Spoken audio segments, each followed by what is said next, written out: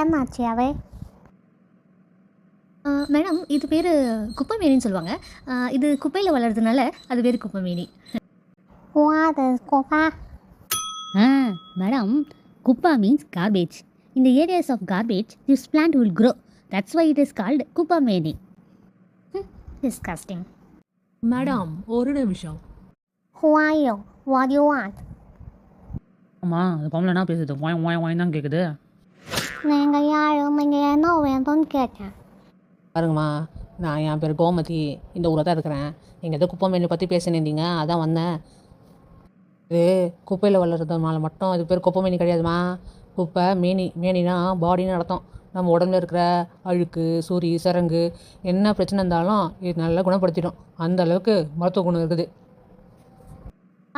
இவ்வளோ மருத்துவ குணமா? அமேசிங். இது சாதாரண செடி நினைச்சா இவ்வளோ மருத்துவ குணமா?